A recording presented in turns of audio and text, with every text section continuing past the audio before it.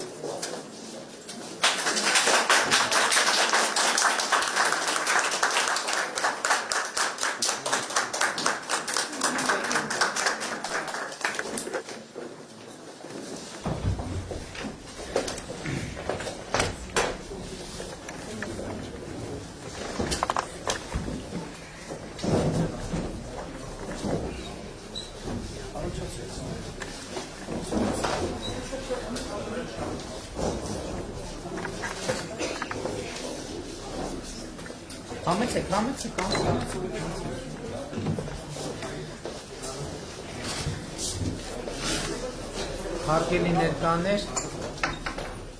մեր այսօրվա առաջին հանդիպումը Նորք Մարաշի քաղաքացիական պայմանագիր կուսակցության Նորք Մարաշի նախընտրական շտաբում է եւ ես այստեղ էլ ուզում եմ մեր բոլոր ակտիվիստներին, համախոհներին շնորհակալություն հայտնել, որ այս դժվար ժամանակահատվածում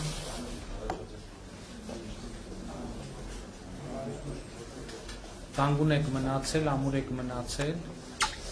եւ սա շատ կարեւոր է, հենց դա է մեզ ուժ տվել, որովհետեւ ճիշտ է մենք շատ վաղուց չենք հանդիպել կամ գուցե շատերը հետ ընդհանրապես չենք հանդիպել, բայց ձեր ամրությունը եւ հաստատակամությունը մենք զգացել ենք, ես ինքս զգացել եմ եւ այսօր շատերն են հարց տալիս, որ ոչ մի տրամաբանության մեջ չէր մտնում, որ այն ցավալի իրադարձություններից հետո, որ մենք ունեցանք, Հայաստանի գործող կառավարությունը կկարողանա պահպանել իր դիրքերը, խորհրդանական մեծամասնությունը կկարողանա պահպանել իր դիրքերը, քաղաքագիտական վերլուծություններ են արվում, թե ինչպես դա տեղի ունեցավ, իսկ դրա բացատրությունը գուցե այդքան էլ քաղաքագիտական չէ, ըստ էության իմ համոզմունքն այն է, որ դրա համար վճռական գործոն է դարձել այն էմոցիոնալ եւ հոգեվոր կապը, որ գոյություն ունի քաղաքացիների եւ կառավարության միջեւ եւ իսկապես սրա մեջ ոչ մի չափազանցություն չկա։ Եվ կրկին ուզում եմ շնորհակալություն հայտնել ձեզ այդ հաստատակամության համար եւ ելի ուզում եմ ասել, որ ուզում եմ հավատալ, որ այդ հաստատակամության պատճառը հենց այդ էմոցիոնալ կապն է եղել, որովհետեւ դուք եթե շատ բաներ չեք իմացել փաստացի, բայց առնվազն զգացել եք եւ այդ ձեր զգացողությանը վստահել եք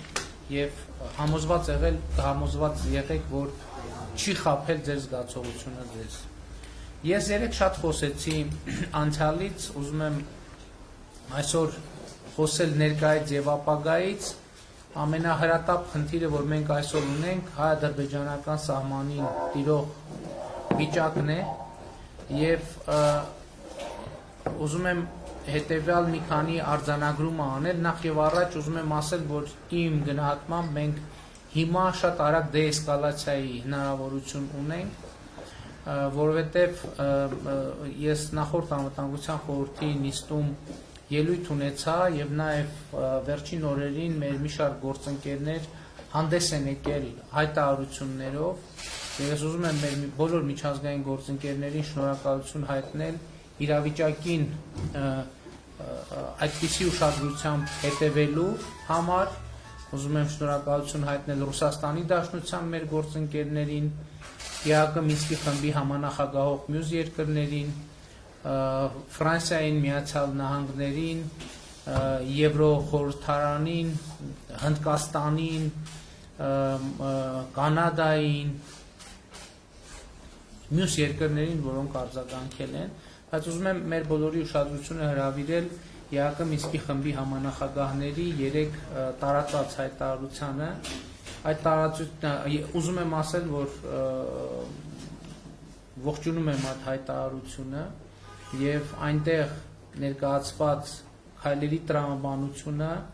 սկզբունքորեն ըստ էության ընդունելի է մեզ համար ինչու՞մ է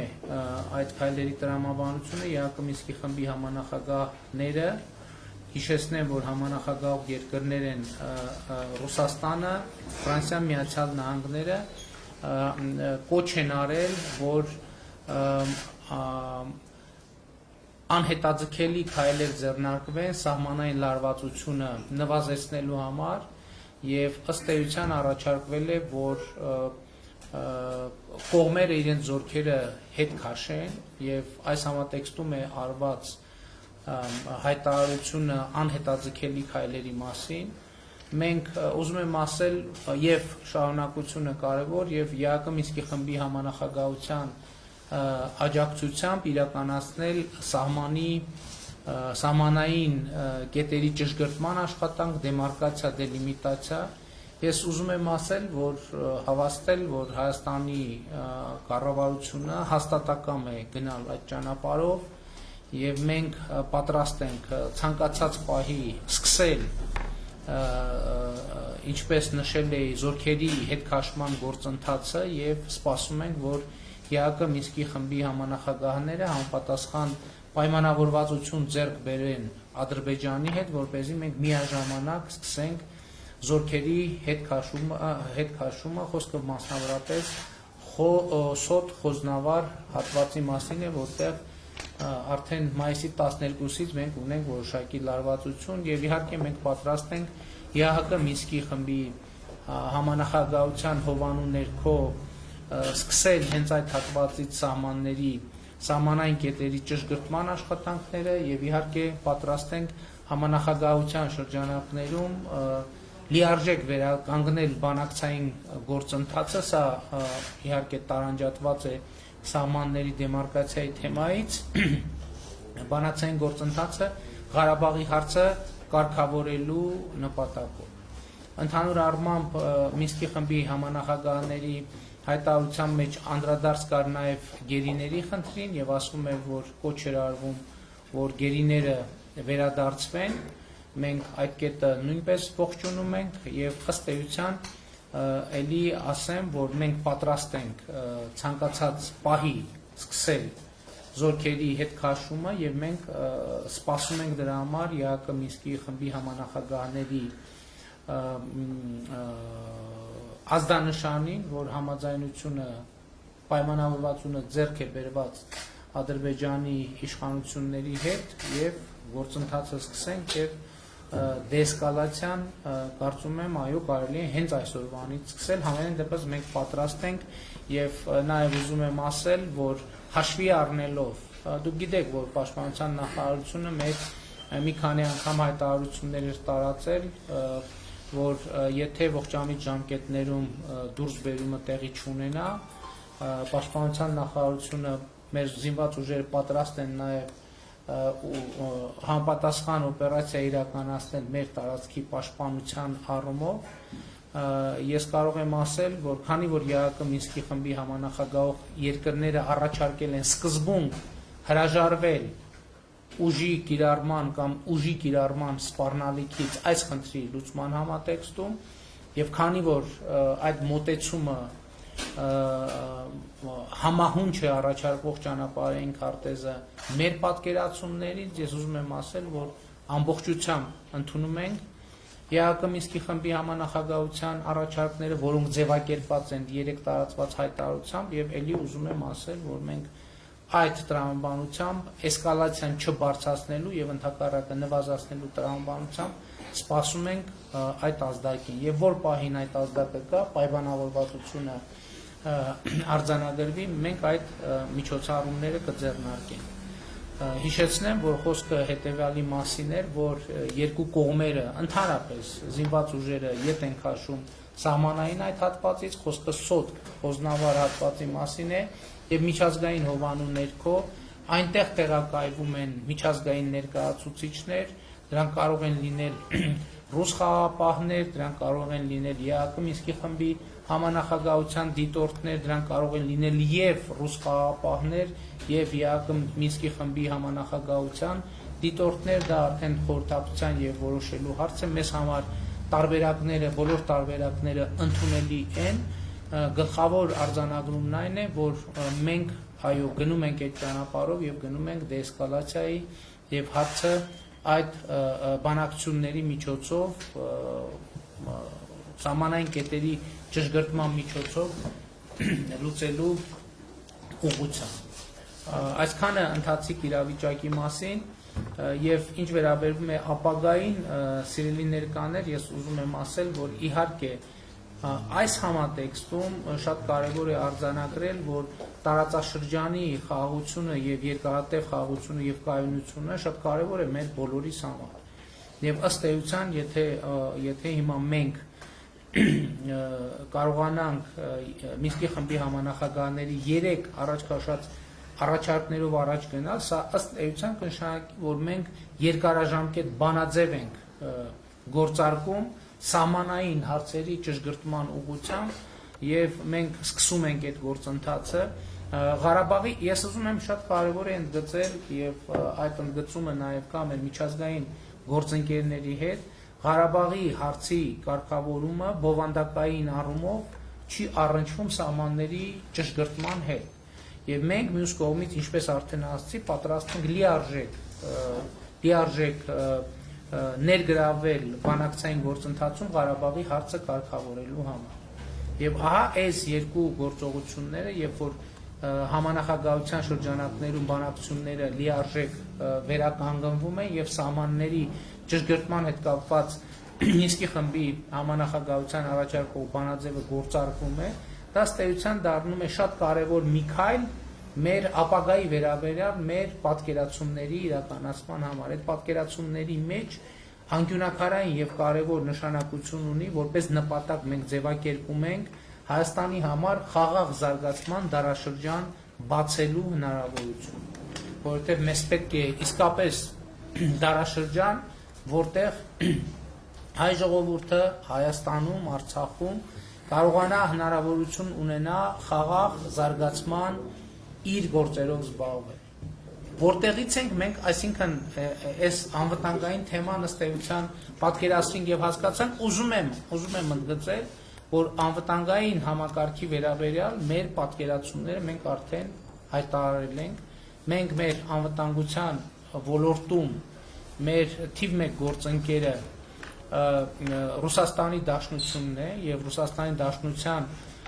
հետ ունենք միացյալ զորախմբի վերաբերյալ եւ միացյալ հակաօդային պաշտպանության համակարգի վերաբերյալ պայմանագիր եւ այդ պայմանագրերով անհրաժեշտ ընթացակարգերը պիտի անցնենք հավաքական անվտանգության պայմանագրի կազմակերպությունը մեր հիմնական անվտանգային համակարգն է որին մենք մասնակցում ենք եւ դա այդպես էլ պիտի շարունակի լինել շատ կարևոր է որ մեր սահմանային այս իրավիճակի հետ կապված մենք ողջունում ենք ԵԱՀԿ Մինսկի խմբի համանախագահության ակտիվացումը դա շատ կարևոր եւ լուրջ բաղադրիչ է ավելացնում մեր անվտանգային համակարգի մեջ եւ ահա այս բոլոր ուղղություններով մենք պիտի շարունակենք աշխատել մենք պիտի համագործակցենք նաեւ Իրանի Իսլամական Հանրապետության մեր գործընկերների հետ պետք է համագործակցենք տարածաշրջանային անվտանգության ապահովման հարցերում նաեւ Վրաստանի հետ եւ որպեսզի կարողանանք ապահովել երկարաժամկետ կայուն խաղաղություն տարածաշրջանի համար եւ ըստ էության խաղաղ զարգացման դարաշրջան երբ որ ասում ենք հայ ժողովրդի համար ըստ էության նկատի ունենք նաեւ որ ընդհանրապես տարածաշրջանի համար որովհետեւ այս համատեքստում տարածաշրջանը հնարավոր չէ առանձնացնել հիմա ինչպես ենք մենք պատկերացնում ընդհանրապես խաղաղ զարգացման այդ դարաշրջանը մեզ համար առաջնային խնդիրը որով մենք արդեն զբաղվել ենք եւ վերջին 3 տարիներին ահռելի աշխատանք է արվել առաջին հերթին վերաբերվում է կրթությանը ընդ որում ես ուզում եմ արձանագրել հետեւյալը որ կրթություն ասելով մենք նկատի ունենք հետեւյալը որ երեխան մանկահասակ տարիքից ըստ էության իր կրթական process-ը սկսվում է եւ մարդու կրթական process-ը չի ավարտվում ողջ կյանքի ընթացքում երեք կարծեմ Քանաքեր Զեյթուն համայնքի շտաբում տեղի ունեցած հանդիպման ժամանակ էր երբ որ օրինակ մեդիա գրագիտության թեման արծարծվում էր տեսեք մենք խոսում ենք հասուն կրթություն ունեցող մարդկանց մեդիա գրագիտության կարևորության մասին, դա էլ է կրթական կոմպոնենտ, որովհետև կրթությունը միայն այն չի, որ դասագրքը կարդում ես, հետո գնում գնահատական ես ստանում եւ այդպես շարունակ։ Բայց կոնկրետ մենք ինչ խնդիր ենք դրել։ Մենք 2018 թվականի նախընտրական ծրագրում ունեինք կետ, որ մինչև 2023 թվականը մանկապարտեզի տարիքի բոլոր երեխաներին պետք է ապահովենք հասանելիություն մանկապարտեզներին։ Եվ մենք այդ ծրագիրը ըստ էության արդեն շատ մեծ ծավալներով սկսել ենք, եթե դուք հետևում եք կառավարության նիստի աշխատանքներին, մենք արդեն իսկ սկսել ենք շատ մեծ ծավալներով այդ ծրագիրը իրականացնել, բայց հիմա քանի որ արտահերթ ընտրությունների շրջան է եւ ցիկլը երկարում է, մենք ասում ենք, որ առաջիկա 5 տարիների ընթացքում պետք է ապահովենք բոլոր երեխաների համար մանկապարտեզային տարիքի մեր բոլոր երեխաների համար պետք է ապահովենք մանկապարտեզին հասանելիություն հանրապետության բոլոր մարզերում եւ բնակավայրերում։ Եվ շատ կարևոր է արձանագրել, որ մենք ասում ենք, որ մանկապարտեզը եւ նախակրթարանը մի տեղ չի, որտեղ ծնողները ուղղակի տանում են X ժամից Y ժամը երեխային թողում գնում։ Երեխան պետք է այնտեղ ստանա կրթություն։ Բայց շատ կարևոր է, որ պետությունը իմանա, թե երեխային ինչ կրթություն է տրվում։ Այս է պատճառը, որ մենք բոլորովին վերջերս ընդունեցինք նախակրթության չափորոշիչը։ Նախակրթության չափորոշիչը հետևյալն է, ժողովուրդ ջան, երբ որ պետությունը դնում է ստանդարտ, թե երեխան, այս խմբի երեխան, այս տարիքային խմբի երեխային ինչ գիտելիքներ եւ հմտություններ պետք է հաղորդել, ինչպես պետք է դա անել եւ արդյունքները ինչպիսին պետք է լինեն։ Հաջորդ խնդիրը, որը մենք լուծում ենք, հետևյալն է, որ մանկապարտեզների նախակրթարանների ուսուցիչ դաստիարակները պետք է ունենան որակավորում։ Երկար ժամանակ մենք այսօր մանկապարտեզներում եւ նախակրթարաններում ունենք բազմաթիվ բարձր որակի մասնագետներ, բազմաթիվ, բայց մենք հիմա չունենք մի իրավիճակ, որ բացառել ենք ոչ պատշաճ որակի մասնագետների մուտքը նախակրթարան։ Գիտեք ժողովուրդ, մենք այս վերաբերմունքը մի քիչ պիտի փոխենք։ Մենք շատ դեպքերում դե մանկապարտեզա լավ ընդունենք մեր երեխուն, մեր բարեկամին, ընդունենք աշխատանքի, դե գնա գա գոնե տնից դուրս գա եւ այլն։ Սա գիտեք ինչ, այս վերաբերմունքից պետքա դուրս գա, որտեղ եթե պրոֆեսիոնալ հմտություններ չունեցող դաստիարակն է շփվում երեխայի հետ, դա այդ երեխայի հասուն տարիքում ունենում է իր արտահայտությունը, պարտադիր,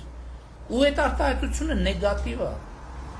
Եվ մենք պետք է շատ խիստ լինենք, հասկանում եք, երբ որ մենք տեսնենք, որ ասենք օրինակ երեխայի նկատմամբ որևէ մեկը բռնություն է գործադրում, կամ երեխային վատ խորհուրդ է տալիս, մենք դա չենք հանդուրժի, չէ՞։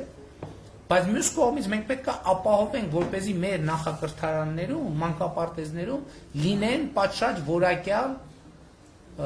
դաստիարակ ուսուցիչներ։ Եվ հիմա մենք սրա համար ինչ մեխանիզմ ենք գործարկում, մենք սրա համար գործարկում ենք պարտադիր ատեստավորման մեխանիզմը։ Մենք ինչ ենք ասում ենք, որ բոլոր այն ուսուցիչ դաստիարակները, որոնք այսօր աշխատում են նախակրթարաններում, պետք է ատեստավորվեն։ Ընդ որում, ով ատեստավորվեց, իրենց աշխատավարձերը պիտի բարձրանան։ Այսինքն մարդ եկավ իր որակավորումը հաստատեց, մենք դպրոցներում արդեն սկսել ենք, այս անցնում ենք արդեն մանկապարտեզ, դպրոցներում ինչ ենք անում։ Հիմա սկսել է որակավորումը, նրանք ովքեր որակավորումը անցան, այս փուլում 5 առարկաների ուսուցիչներ։ Նոյեմբերից 30-ից 50% աշխատավարձերը բարձրանալու են։ Արդեն այդ ծրագիրը գործում է։ Նույնն էլ մենք պետք է անենք նախակրթարաններում։ Եկավ անցավ որակավորումը, 30-ից 50% աշխատավարձը պետք է բարձրանա։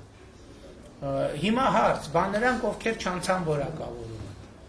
Նրանք ովքեր որակավորում չեն անցնում, մենք եւս 2 անգամ նրանց հնարավորություն տալիս ենք։ Այսինքն եւս 2 անգամ նրանց հնարավորություն ենք տալու որակավորվել եւ բարձրացնել աշխատավարձը իրենց։ Այսինքն մարդը կարող է մինչեւ այդ պահանջները չեն եղել եւ այլն եւ այլն։ 2 անգամ, երկրորդ անգամ չստացվեց, երրորդ հնարավորությունն ենք տալիս։ Երբ որ երրորդ անգամ էլ չստացվեց, մենք օգնում ենք, որ մարդը գտնի այլ աշխատանք։ Բայց մենք ասում ենք կներեք, այս պարագայում մենք մեր երեխաների ապագան չենք կարող ձեզ վստահել։ Եվ այս տրամաբանությամբ մենք աշխատում ենք եւ ինչ հարց ենք լուծում։ Նախ դաստիարակ ուսուցիչի աշխատանքը լինում է ոչ թե մի աշխատանք, որտեղ ուղղակի մեր բարեկամներին ընդունում ենք, որ յոլա գնանք, այլ դա լինում է պատշաճ վճարվող աշխատանք, որը հեղինակություն ունի այդ աշխատանքը։ Այսինքն այս որակավորումներով ընդ որում այս առաջի ցիկլը ավարտելով ենթադրենք հանրապետության բոլոր դաստիարակ ուսուցիչները որակավորվեցին։ Աշխատավարձերը բարձրացան։ Մենք դրանից հետո նոր գրադացիաներ ենք ավելացնում։ Այս դեպքում մենք դնում ենք մինիմում նշաձողը, հետո սահմանելու ենք ավելի բարձր նշաձողեր, որպեսզի համոզվենք, որ մի նշաձողից ցածր մակարդակ ունեցող դաստիարակ չկա, իսկ նրանք, ովքեր ձգտում են իրենց որակավորումը բարձրացնել, սա պիտի նշանակի, որ նաև իրանք իրենց աշխատավարձն են բարձրացնում։ Եվ արդյունքում ուսուցիչ դաստիարակի աշխատանքը կդառնա լուրջ վճարվող լուրջ աշխատանք։ Մենք կհասկանանք, որ այս մարդիկ, այսինքն իրանք էլ կհասկանան, պետական սերտիֆիկատ կունենան, որ այս մարդիկ մեր ապագայի ճարտարապետներն են։ Իրանք, որ ամեն օր մտնում են նախակրթարան կամ մանկապարտեզ, իրանք դառնում են մեր ապագայի ճարտարապետները։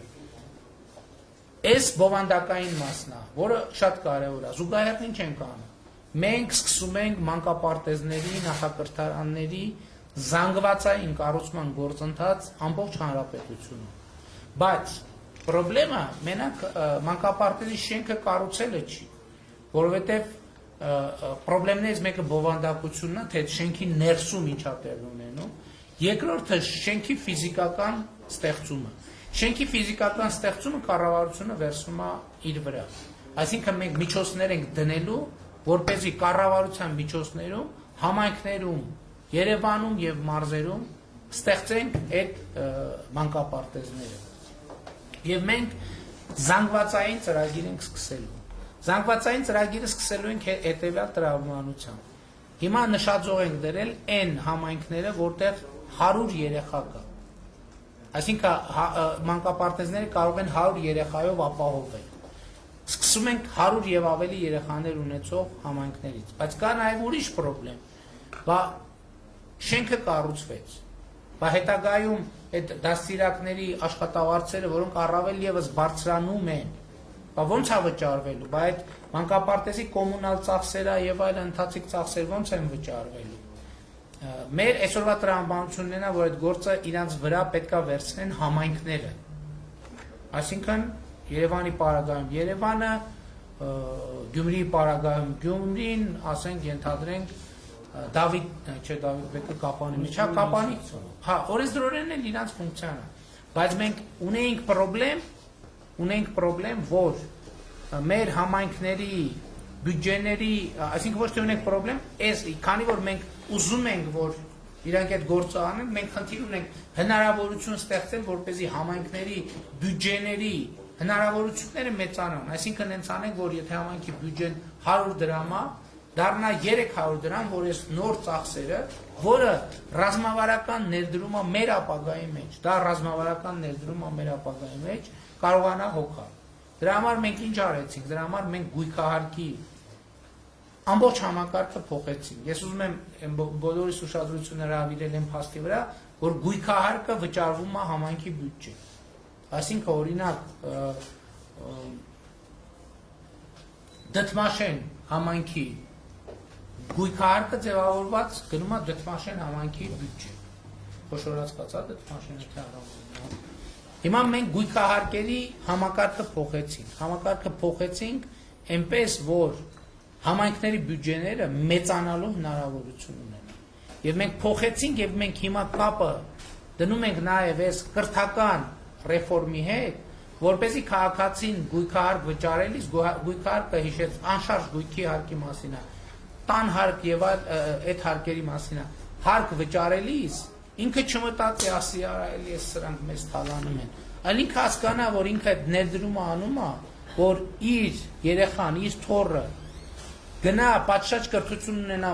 ստանա մանկապարտեզում, բայց պատշաճ կրթություն մանկապարտեզում ի՞նչ է նշանակում, սիրելի հայրենակիցներ։ իհարկե մենակ մանկապարտեզում չէ, սա կշարունակեմ ցանկը։ Կրթության, նորմալ կրթություն տալ մարդուն ի՞նչ է նշանակում։ Նշանակում է մարդուն ապահովագրել առաջին հերթին աղքատությունից։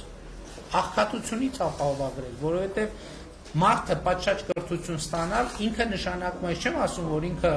ճոխության մեջ է ապրելու, բայց իրեն մենք առնվազն օգնում ենք, որ ինքը խուսափի աղքատությունից։ Եվ հետևաբար, այո, այդ գույքահարկը քաղաքացին պետքա վճարի, եւ ես երեք ասեցի, ապագայի հետ կապված մեր կարևորագույն մոտեցումը այն է, որ քաղաքացին հարկ վճարելիս չպետքա մտածի, թե ինքը այդ հարկը տալիս է ուրիշին, որովհետեւ եթե մենք ունենք չկոռումպացված իշխանություն եւ մենք կոռուպցիայի դեմ պայքար ունենք եւ մենք ունենք հստակ խնդիր պետական միջոցների ծախսման արդյունավետությունը բարձրացնելու, այդ հարկը քաղաքացին երբեք ոչ մի պարագայում ուրիշին չի տալիս։ Այդ հարկը քաղաքացին տալիս է ինքը իրեն, ուղղակի իր գրպանից, մի գրպանից դնում է այն ընդհանուր գրպանի մեջ, որի ծախսման արդյունքում իր համար կառուցվում է ճանապարհ, իր երեխայի համար կառուցվում է մանկապարտեզ, իր երեխայի համար կառուցվում է դպրոց, իր համար, իր ընտանիքի անդամների համար կառուցվում է հիվանդանոց, ապահովում է անվտանգություն եւ այդպես շարունակ։ Հիմա հետեւաբար այս գույքահարկի համակարգի ամենակարևոր լեգիտիմությունը այն է, որ մենք այս մանկապարտեզների զանգվածային բացման այս գործընթացը պետք է ֆինանսապես ապահովենք։ Հաջորդ խնդիրը վերաբերում է դպրոցին։ Էլի դպրոցում մենք երկար տարիներ սիրելի հայրենագիտներ ունեցել ենք պրոբլեմ։ Ամենամեծ պրոբլեմը եղել է դպրոցի քաղաքականացվածությունը, որ երեխեքից ընտրություն, ցուցակ եւ այլն, որը անթույլատրելի է եւ օրենքով եւ բարոյապես։ Բայց մենք չենք նկատում դրա հարակից էֆեկտը։ Այդ էներգիան, որ ծախսվում է այդտեղ, երեխային կտրում է կրթությունից։ Եվ մենք դպրոցում անում ենք նույն գործընթացը։ Առաջի խնդիրը պետությունը պետք է հստակ պատկերացում ունենա, թե դպրոցում երեխային ինչ են դասավանդում։ Դրա համար մենք երկար բանավեճերի միջոցով ընդունեցինք կրթության չափորոշիչը։ Դա նրա մասին է, որ պետությունը դնում է ստանդարտ։ Ընդ որում այդ ստանդարտի մեջ դպրոցները ընտրության հնարավորություն ունեն, բայց իրանց ընտրության հնարավորությունները անսահմանափակ չեն։ Պետությունը ասում է, այս սահմանների մեջ դպրոց դու ընտրի երեխա եւ ծնողի հետ համագործակցությամբ ընտրի, թե ինչ ես ուզում դասավանդես, բայց այդ դասավանդումը պետք է լինի այս որակի։ Այս կրթական չափորոշիչը։ Հաջորդ խնդիրը էլի բովանդակային է։ Մենք օրինակ խնդիր ունենք, որ ուսուցիչների աշխատավարձերը բավարար չափով բարձր չեն։ Բայց մյուս կողմից մենք ահռելի գումարներ ենք ծախսում կրթության ոլորտի վրա։ Եվ մյուս կողմից, այո, մենք 2019 թվականին համատարած բոլոր ուսուցիչների աշխատավարձերը բարձրացրեցինք։ Եվ մենք շատ դժգոհություններ ունեինք, երբ որ բարձրորակ ուսուցիչները ասում էին, լսեք, ես իմ պրոֆեսիոնալ բարձր մակարդակով իմ աշխատավարձը նույնքան է բարձրանում, ինչքան են սկսնակինը, որը հենց նոր է սկսել այդ աշխատանքով զբաղվել։ Դրա համար մենք ինչ արեցինք։ Մենք որոշեցինք, որ էլի կապենք աշխատավարձի չափը որակավորման հետ։ Որակավորման հետ կապելու մեթոդը էլի նույնն է, ինչ որ նախակրթարանների դեպքում եւ արդեն գործարկվել է։ Ուսուցիչը այս պահին 5 առարկաներ են, ես հիմա կարող եմ 1-2-ի մեջ սխալվեմ, բայց հիմնականում հայոց լեզու, մաթեմատիկա, ֆիզիկա, հայ գրականություն եւ օտար լեզու, եթե չեմ սխալվում։ Այս փուլում հարաբերության բոլոր ուսուցիչներին, այս ուղղությունների մենք հրավիրում ենք, ասում ենք, ով հայտ է ներկայացնում, որ նոյեմբեր ամսից իր աշխատավարձը 30-ից 50%-ով բարձրանա, ով ուզում է, որ կամավոր բարձրանա, մենք հրավիրում ենք իրանց ատեստավորումը։ Ով ատեստավորումը եկավ, հանձնեց եւ իր որակավորումը սահմանեց, վերահաստատեց, նոյեմբերից աշխատավարձերը 30-ից 50% բարձրանա։ Սա արդեն գոյություն ունեցող process է։ Հաջորդ փուլում էլի նախակրթության ոլորտում գոյություն կունենա կամավոր եւ պարտադիր։ Եվ իհարկե բնականաբար կամավոր պրոֆեսիոնալները կշտապեն, որ արագ օր առաջ իրենց աշխատավարձը բարձրանա։ Եվ այստեղ էլ երբ որ մենք էլի բոլորին կտանք 2-3 հնարավորություն։ 2-3 հնարավորության, որ ինչի համար, որպեսզի մենք երաշխիք ունենանք, որ մի նշածով կա, որից ցածր որակավորում ունեցող ոչ մի ուսուցիչ մեր դպրոցներ չի մտնի։ Եվ այս տրամաբանության մեջ մենք կաշխատենք եւ արդյունքում ինչ կստանանք, որ դպրոցներում կլինեն միայն որակյալ ուսուցիչներ եւ մենք մեխանիզմ կստեղծենք, որպեսզի ուսուցիչների աշխատավարձը շարունակաբար բարձրանա։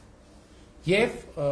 որակական շատ լուրջ խնդիր կլուծենք։ Հաջորդ հարցը, որը մենք պիտի լուծենք, դպրոցների շինարարության ծրագիրն է, որը մենք էլի իրականացնում ենք, այդ թվում գյուղական համայնքների շատ մեծ ուշադրություն ենք դարձնում։ Եվ եթե էլի հետևել եք կառավարության նիստի աշխատանքներին, վերջին նիստերում 5, 10, 15 համայնքներում մենք դպրոցների կառուցման ծրագրեր ենք իրականացնում եւ այս ընթացքում էլ եթե հիշողությունս չի դավաճանում 100-ից ավել դպրոցներ եւ 200-ի մոտ դպրոց եւ մանկապարտեզ արդեն նորոգել, հիմնանորոգել կամ կառուցել են։ Եվ այսինքն մենք այստեղ լուծում ենք կրթության ոլորտում ֆիզիկական ենթակառուցվածքի եւ բովանդակային ենթակառուցվածքի հարց, ինչա սա նշանակում։ Սա է այն փոփոխությունը, որ մեր երկրում բերելու է որակական փոփոխությունների, որովհետեւ պատշաճ կրթություն ստացող երեխաները հետագայում նաեւ մենք գիտենք, որ ընդունել ենք նաեւ բարձրագույն կրթության եւ գիտության մասին օրենք, որտեղ էական փոփոխություններ են իրականացնում նաեւ բուհական համակարգում եւ այդտեղ էլ խնդիրը դրվում է բովանդակության վրա, որ պետքա բովանդակությունը լինի կարեւորը բուհերում, որպեսզի երբ որ այս 3 համակարգերով մարդը անցնի, մենք իրեն տանք, այստեղ իհարկե շատ կարեւոր է նաեւ մասնագիտական կրթությունը, մենք իրեն հնարավորություն տանք, մենք կրթությունը ինչ է, կրթությունը մարդուն պատրաստում ենք հետագա կյանքի։ Եվ այդ կրթության նպատակը նաև այն է, որ մարդը ոչ կարողանա ոչ միայն ինքը իր բարեկեցությունը ապահովել, այլև իր ներդրումը ունենալ, իր ավելի որակյալ ներդրումը ունենալ երկրի զարգացման գործում։ Եվ էսա ապագայի վերաբերյալ մեր կարևոր եւ առանձնահատուկ պատկերացումներից մեկը, իհարկե գիտության բարձրագույն կրթության եւ գիտության մասին օրենքը նույնպես շատ կարևոր է այս երկու օղակը։ Ես ասեմ, որ նախ մենք հիմա արդեն իսկ մեխանիզմը գործարկել ենք, որ մինչև 2025 թվականը շատ էական եւ լուրջ փոփոխություն տեղի կունենա գիտաշխատողների աշխատավարձի մեջ եւ ընդհանրապես գիտության ֆինանսավորման ոլորտում եւ սա արդեն սկսված ծրագիր է եւ ընդհանրապես գիտության ֆինանսավորման ոլորտում բարձրագույն ուսումնական հաստատությունների պարագայում նույնպես փոփոխություններ կլինեն, բայց ես ուզում եմ ձեր ուշադրությունը հրավիրել հետեւյալ խնդրի մասին։ Տեսեք, այսօր Հայաստանի Հանրապետությունում չկա ուշադրություն դարձրեք ոչ մի բու, ոչ թե կան քիչ են, այլ չկա ոչ մի բու, որի շենքային պայմանները ապահովեն այսօրվա ժամանակակից միջազգային ստանդարտների։ Մենք խնդիր ենք դրել, որ մենք պետքա Մենք խնդիր ենք դրել, որ պետք է բուհերի ռեյտինգներում մինչև 2050 թվականը առնվազն 2 բուհ ունենանք, հայաստանյան բուհ ունենանք ռեյտինգային համակարգում միջազգային։ Այդ ռեյտինգային համակարգերի մեջ շենքային պայմանները ամենակարևոր հատվածն են եւ այստեղից գալիս է գաղափարը, քանի որ մեր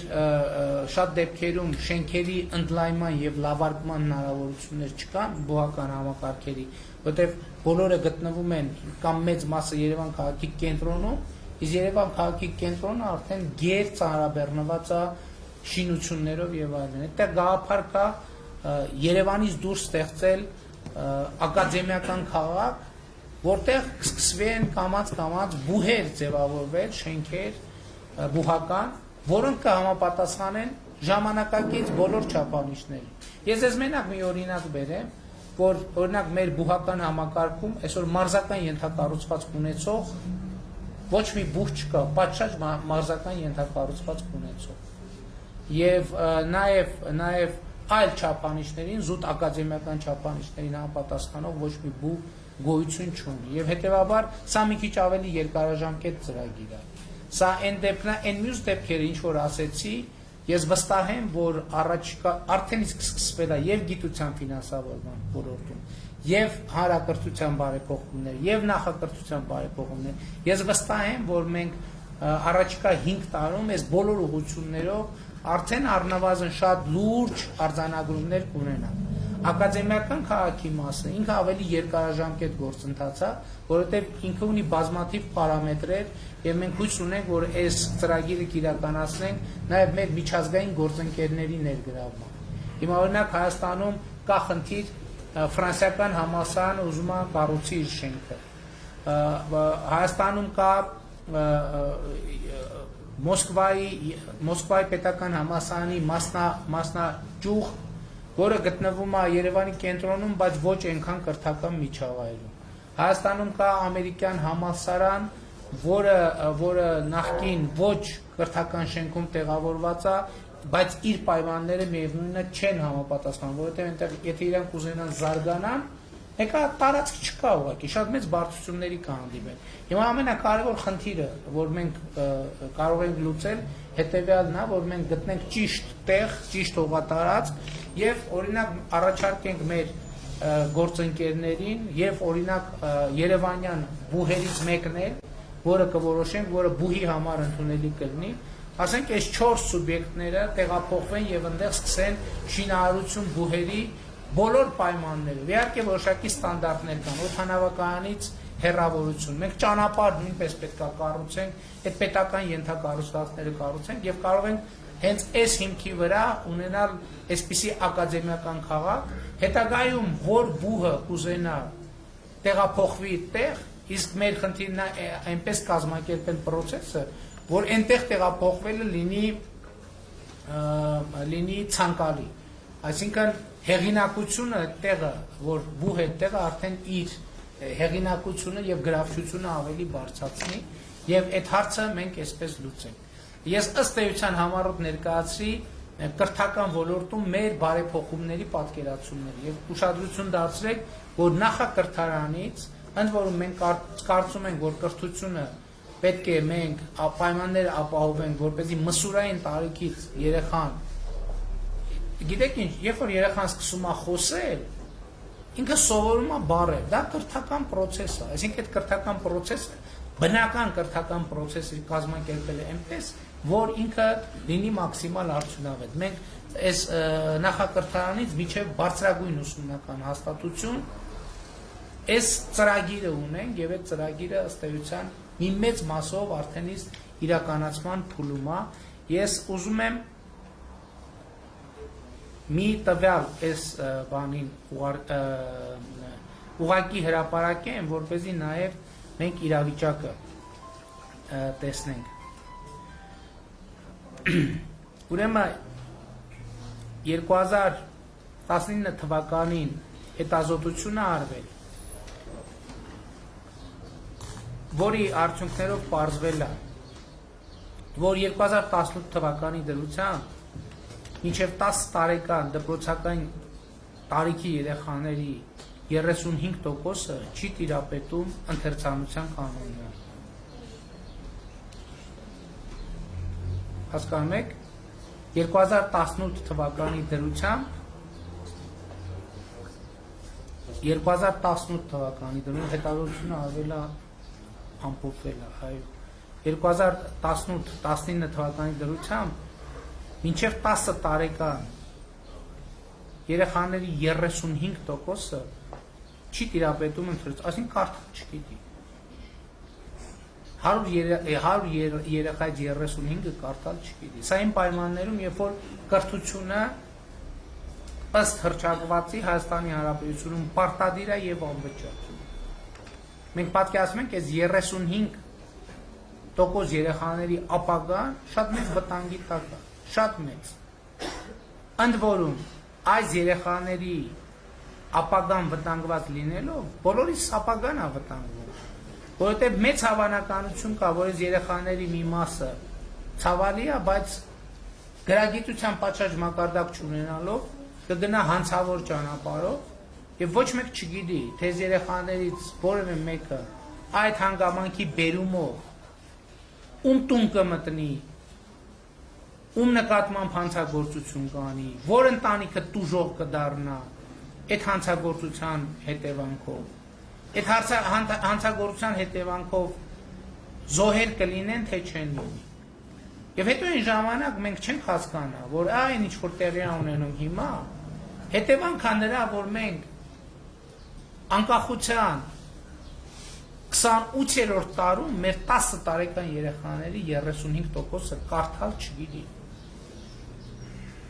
Իսկ եթե 10 տարեկան երեխան կարդալ չգիտի, դժվար է հավատալ, որ հետագա տարիներին մենք նրա կրթությունը կկարողանանք այնպես կազմակերպել, որ ինքը վերադարձնի իր կորցրածը։ Եվ այս է պատճառը, որ մենք հիմա այս հանդիպմանը Նոր Մարաշ համայնքում ինչու եմ ես եկել հիմա հիմնականում խոսեցի կրթության մասին։ Վերջում ես բացատրեցի դա, որովհետև այսօր ինչպես ենք մենք մեր երեխաների կրթությունը կազմակերպում, կախված է մեր բոլորիս նաև անվտանգությունը եւ բարեկեցությունը։ Կախված է, թե մենք ինչ միջավայրում ենք ապրել։ Եվ մենք այո այսօր վճռական ենք այս ծրագիրը իրականացնելու համար եւ մենք հույս ունենք, որ հունիսի 20-ին Հայաստանի Հանրապետության քաղաքացիները այդ մանդատը կտան մեզ այս ծրագիրը իրականացնելու։ Ես այստեղ խոսեցի միայն կրթությունից, իհարկե իմ խոսքը ուղիղ եթերում հեռարձակվում է եւ բնականաբար այս ասելիքը վերաբերվում է նաեւ այլ լսարաններին։ Ես հիմա իմ հաջորդ կանգառում մեկ այլ թեմայից կխոսամ, որի հասցեատերը իհարկե նաեւ դուք եք։ Շնորհակալ եմ շատ, լավ եղեք մինչև հանդիպում։